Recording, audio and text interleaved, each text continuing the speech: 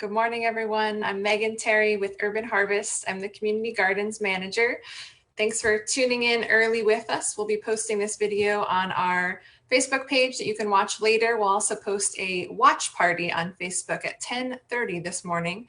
So we'll be answering your comments and questions in our chat box live, and happy to answer them as they come up today as folks tune in.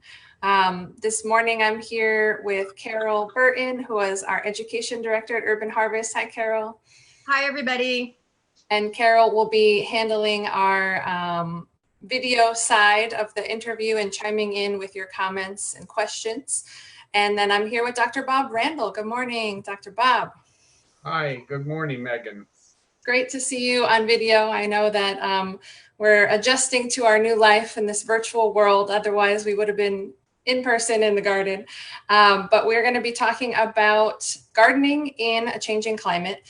And I'm sure that you will mention your book, The Year-Round Food Gardening for Houston and Southeast Texas, and how kind of planting and how the adjustments for planting is affecting gardeners, community gardeners, and urban farmers alike. So, yeah. So just to get us started, basically, we're also really interested in hearing about the upcoming classes. And so we're offering a climate change emergency class series with yourself and with Jim Blackburn. And that is going to be August 1st and August 15th. So that's Saturday morning, 10 to 11:30. And you can register on our classes page. We'll provide the link. But first, Bob, what will folks learn in this class series? So it's a two-part series. What will they learn and what will they get out of it? Well, basically, climate is changing, not just worldwide, but in Southeast Texas. And both Jim and I have spent many, many years now thinking about and really trying to figure out how we cope with this situation. So Jim's going to teach the August 1st class. He's an environmental lawyer with the Rice Environmental Center, and forgotten what it's exactly called, but he's been looking along with a lot of people at Rice as to what the various threats are to the Houston environment, Southeast Texas environment more generally, from hurricanes, from flooding, from there's all sorts of things related to that, as well as what local people, including corporations, can do to mitigate this, to reduce the threats. So he's been working on carbon sequestration incentives, for example, and he has been dealing for many, many years trying to figure out what would happen if a Category 5 hurricane were to hit Galveston Bay, for example. We have a huge percentage of chemical plants around Galveston Bay that would be struck by that. And the question is, well, what can you really do about any of this stuff? Right. And if we live here, Category 5 hurricane would put a lot of water in downtown Houston. And we don't have to have that happen. We can do something about it. And Jim is very knowledgeable about that subject. So he's actually working on ways in which we could build a beautiful, environmentally sensible alternatives to that would benefit all of us instead of this potential harm. Yes. Myself, I've been very, very concerned since at least the early 1990s about what is happening to our ability to grow food crops here as temperatures change. I noticed it with corn around 1991, and since about 1999, I've been teaching about that in permaculture. And the last 2012, I realized that we were not the planting schedules we've been using were completely out of date. The fruit tree recommendations we were using were out of date because of climate change. So that's roughly what we're going to talk about, as well as, again, what you can do about it. We need to be focused on securing our food supply for Metro Houston and for Southeast Texas generally. Yeah. And so what in particular is happening to the local climate here that's of importance to gardeners and to farmers? Well, we're getting way more rainfall than we used to, and we're getting hotter temperatures, and we are getting less cold temperatures. So that's the broad thing. And the main thing to understand is that every living thing on this planet has a good temperature range for operating, what I'd call an optimal range. And then there's a certain amount of degrees this side or that side where it will thrive. And that's true for humans, it's true for dogs, it's true for tomatoes. And it's true for orange trees, it's true for apples, and so on. And so basically, for something to grow, it's got to be in the right temperature range. If it's too far, too cold or too hot, it struggles. First, it just doesn't grow. If it gets a little bit hotter than that or a little bit colder than that, it struggles, which means pests attack it, and it doesn't thrive, it doesn't produce. Right. And if you get too hot or too cold, it dies. Yeah. And that's true for squirrels, and it's true for anything else. Right. So that impacts not only the ecosystem, but obviously then the crops and plants that we want to grow and eat. Right. And if you're a gardener or farmer, what that means is that you have to know what your temperatures are going to be like. If it's going to live for 4 months, like a tomato maybe, you need to give it the right temperatures for those 4 months. And if it's too much rain or too little rain, the same thing goes on. Water is what tomatoes use to keep themselves upright. They don't have wood in them, so they need actually water. And water is how they move their minerals around. Water is how their sugar goes. Water is how they cool themselves. In a 90-degree weather, 90% of the water is just used to cool the tomato. You know, tomato doesn't get hot. If you put your hand on it in the hot sun, it isn't going to be hot like a metal frying pan would or something. So basically, gardeners and farmers have to be able to predict for tomatoes what the next 4 months is going to be like.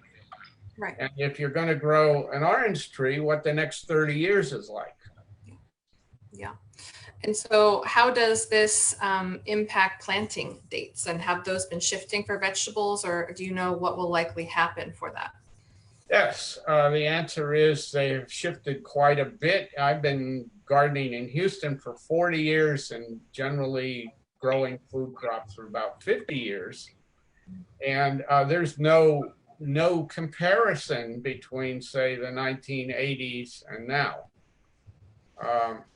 In terms of the way vegetables, in the 1980s, we used to plant fall tomatoes in the warmer parts of Southeast Texas in early August. Now it's more like middle September. These are transplants. Right. Lettuce we used to plant in late September. We're now planting lettuce in my yard in around November 1st. Wow. So it's 5 weeks. We've got a much shorter lettuce season we used to have. Things like onions and garlic are getting hard to grow here at all because it's too short a winter. It's not cold enough. Temps aren't staying cold enough longer, is that right? Yeah, and on the other hand, we harvested good tasting ripe papayas in March and February this year. Papayas freeze out at 29 degrees. Right. You're not I haven't had a freeze now in 3 years in my yard.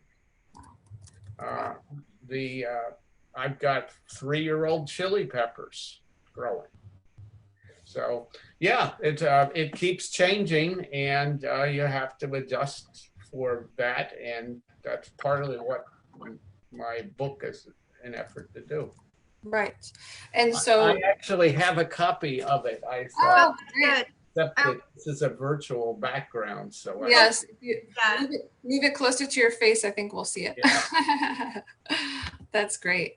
And so, what would you say that backyard gardeners, community gardeners, rural and urban farmers, how should they best deal with this? So, what is your best suggestion for those folks? And does it differ depending? Of course, I'm sure it does, a farmer versus a backyard gardener, but what was your recommendation there? Well, the broad thing is that the modern internet has given us some tools that we didn't used to have. And one of them is that we have access to weather data from local weather stations. So that wherever you are in Southeast Texas, there's I'll just give you an example. The average low temperature for the month of January, which is what really affects your ability to grow a winter garden. Right. That in Galveston, over the last decade, the average low temperature for the month of January, this is the lowest temperature in the whole month. This is for 10 years, the average lowest temperature is 34. Wow. So they rarely, that means that some years they get 31, but not very many years. Mostly, some years the lowest temperature for January is 37. Right. And in Hobby, it's 29. At Intercontinental Airport, it's 27. In Tomball Airport, it's 25. In Conroe, it's 23. That's the average lowest temperature for the month. Right. But so what that means is that if you're in Conroe, what you can grow in the winter in January is quite different than Galveston. Galveston, you can keep basil alive and tomatoes alive most winters. Right, right. And in Conroe, it's hard to even do broccoli or cabbage or lettuce. So that's actually just traditional Texas. We just didn't know that because the weather data wasn't available. But so that's the first thing. If you're in Conroe, and a lot of our farmers are out in the more further from the Gulf and colder rural areas, there's a difference. Even the rural areas in Galveston County are much colder than the island of Galveston. Right. Much colder. Right. So the thing about that is that first you have to have a clear understanding of even traditionally what was like where you are. And then the second thing is that it's changing. And so what I did with vegetables was I created something called vegetable planting zones. I was going to ask about that. Okay, so what is that about? Well, what that does is it looks at the average low temperature for a season. Okay. So that is the daily low temperature. Like last night here, it was about 78 or something. So you average that for a 3-month season. Fall, we're right now in July, which is summer season. Yep. And I'm in vegetable zone C in the summer, which is the same as actually Intercontinental Airport or College Station or Hobby. Okay. But I'm in winter zone B when Intercontinental is in zone D in the winter. So I'm in quite different from my temperatures in, because Hobby Airport's quite different from Intercontinental in the wintertime.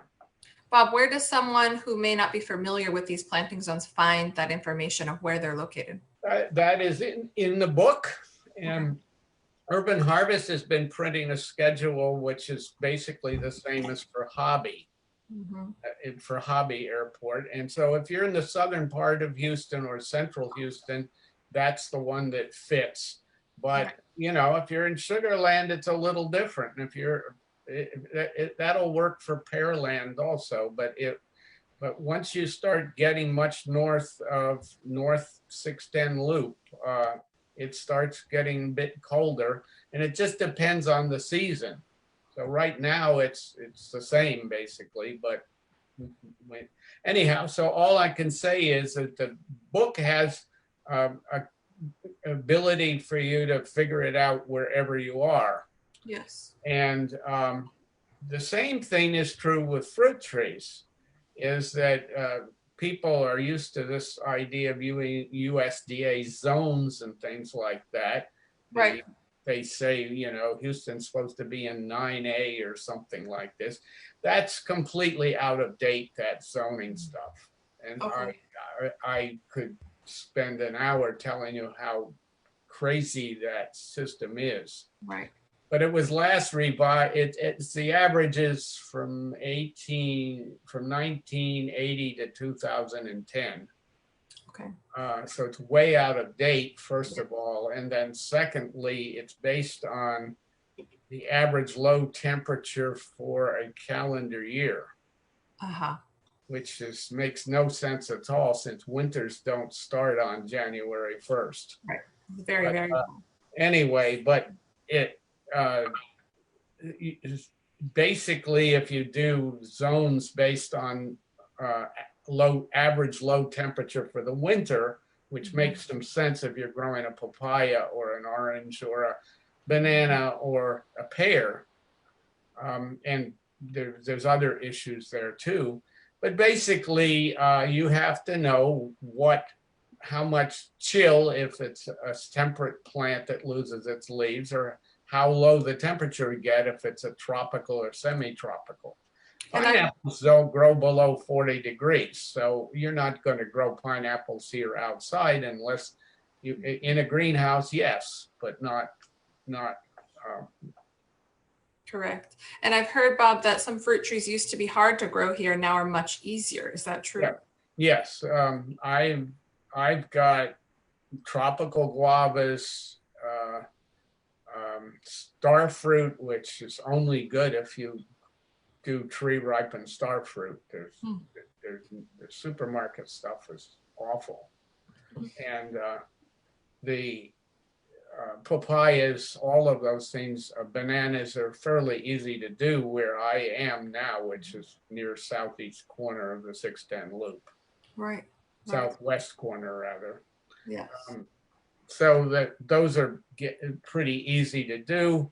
It's possible nowadays to grow a fair amount of citrus even in the city of Austin.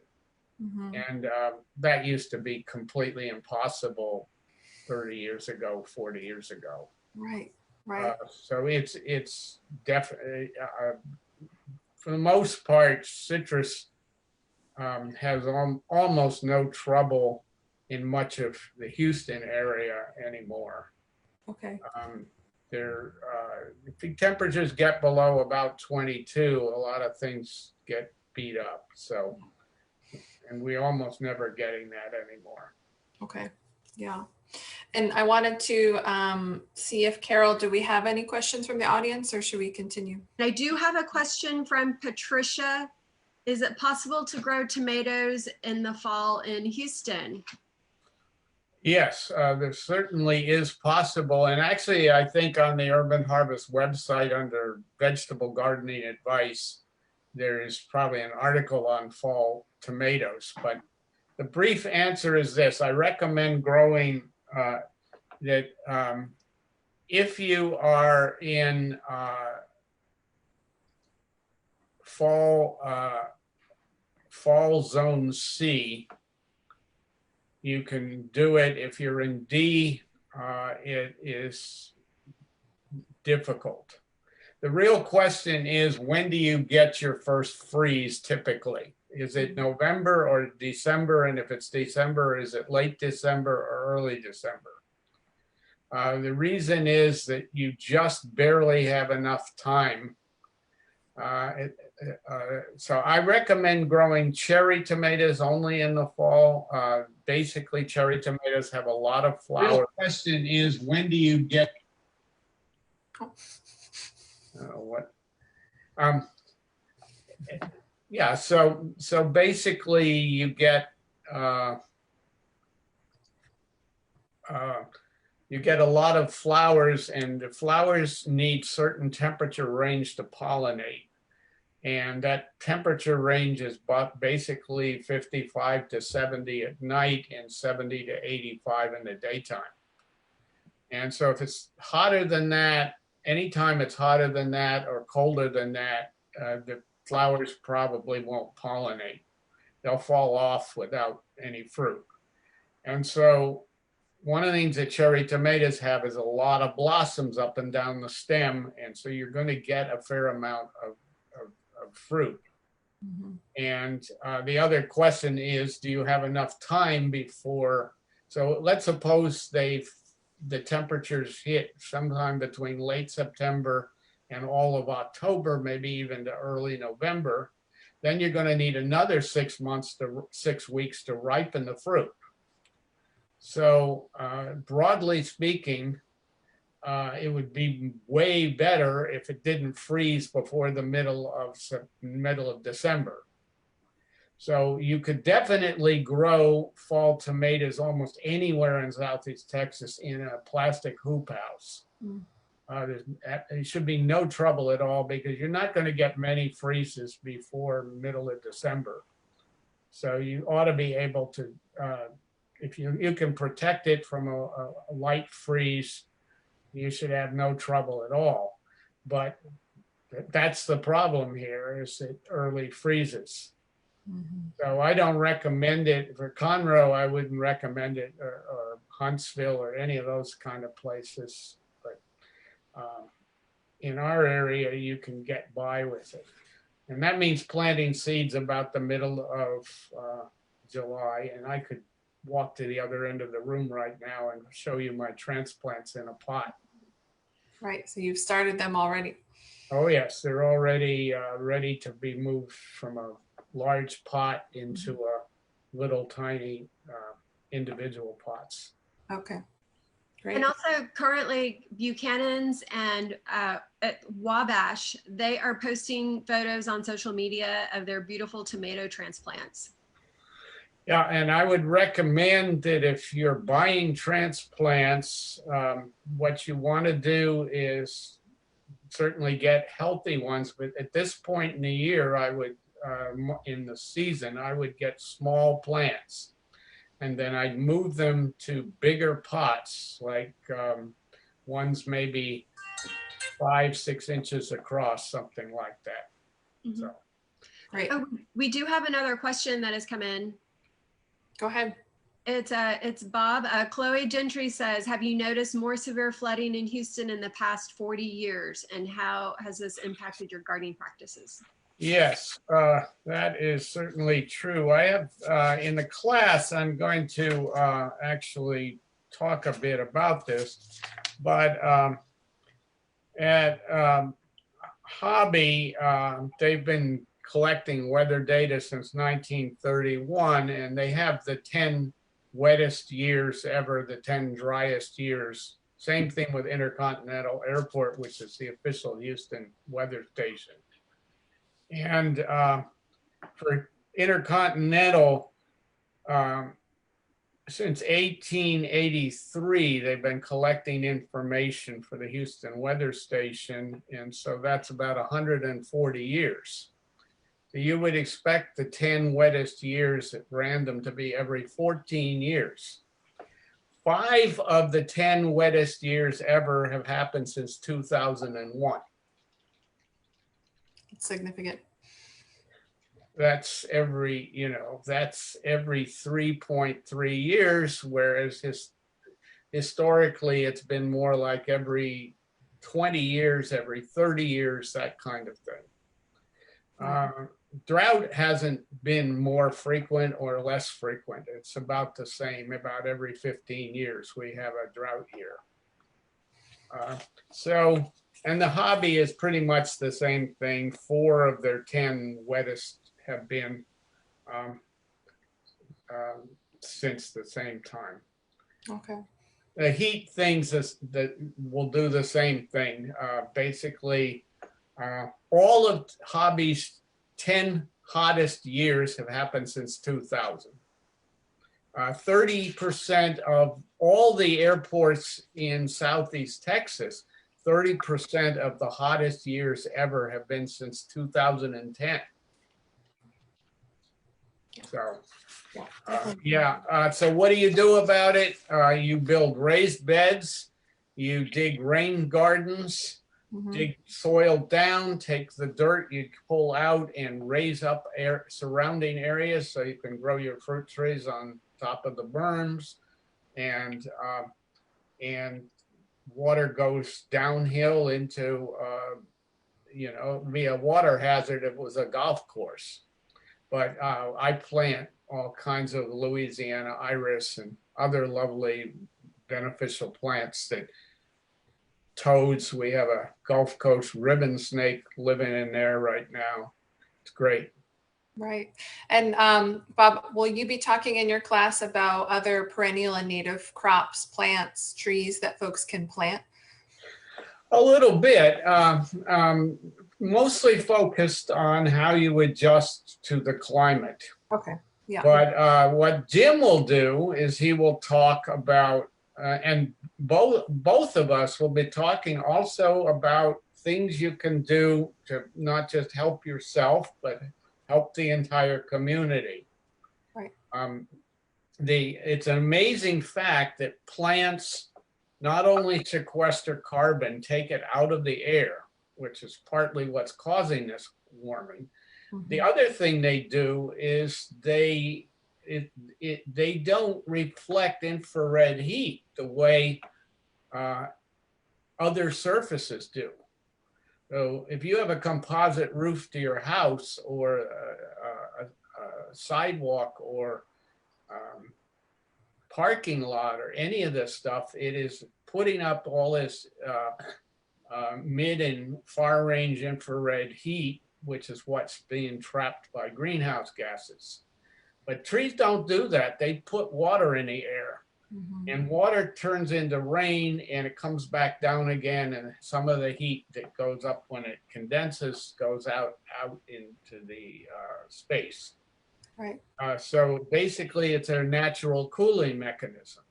Yeah. So we want to plant a lot of plants, and forests will do that. And trees, fruit trees, cut down on the long distance. They're selling kiwis from New Zealand in the stores right now. You can grow kiwis here. I do. Right. Oh, that's fantastic. Well, we're almost out of time here, Bob. I know that we could be talking for much longer, but for people who are interested, please sign up for our classes. Carol should have posted the link to register for this class series on the climate emergency with Jim Blackburn on August 1st, and then with yourself, with Dr. Bob Randall, on August 15th. Both are Saturdays, and that's 10 to 11:30 a.m. And we encourage folks to sign up for both classes. Is that right, Bob? Yes, we do. And in fact, we hope it'd be valuable to do that, because we're aiming this at a sequence. So you'll understand what I have to say better if you listen to what Jim has to say. Wonderful. Great. And you can also find our most up-to-date summer planting guide and soon to be posted fall planting guide on our website. If Carol hasn't already posted, we can post that. You can find that on our gardening advice page, and also reference some of the information and resources that Bob stated about planting your fall tomatoes. I know we didn't get to the question about other plants you can plant for your fall garden, but we'll definitely be posting that because there's, I'm sure, preparation that you can be doing as well, not just tomatoes, but for planting your fall garden. Would that be correct, Bob? That is correct. Yes. There's lots of stuff can be planted. Yes. Yes. What's your top 3 fall vegetables? Well, because things have gotten later and later, I do a lot of harvesting of things that were planted earlier. So we're harvesting sweet potatoes. I have already a huge number of Gulf Coast pumpkin squash, which are butternut but taste better. Mm-hmm. And we're still eating lots of southern peas and long beans and so on. So that goes on now for quite a while. Yes. But what we start planting, I'm experimenting with a couple of crops for the fall that I can't tell you actually will work. Yes. But so I don't think I want to talk about that. That's okay. But basically, the transplants, I start growing under lights. I start growing Brussels sprouts in late August. Okay. And most of the cabbage family, broccoli, cabbage, so on, get planted as transplants under lights inside. For me, that's how I grow them. Mm-hmm. In September. Right. And you can start up Mizuna, and I grow Mizuna and arugula for salad greens starting about 1st of October. And lettuce I'll start trying lettuce about mid-October or later. Okay. Leaf lettuce is a lot more productive than most of the other kinds, but most any lettuce will work. Mm-hmm. The broccolis and cauliflowers and Romanescos, I do all that starting in September rather. Got it. Okay. So there's onions, garlic, lettuce. I could just, it's hard to, don't forget beets and carrots. Right. That really just depends on where you are, what will work. Carrots are kind of marginal if you're in the woodlands. So I just gave a talk for the woodlands. Okay. They're marginal in the fall. Yeah. Well, thank you so much, Bob. I know that there's more to be said, and that was why we are having this class series. So thank you so much for joining us early morning. Folks will be watching this video again. So thank you for joining us. Thanks for your time and inspiration, and hope that we can adapt and change with this changing climate and still continue to grow year round. So thank you. Yep. Thank you. Have a wonderful rest of your day. Yes. Same. Talk to you soon.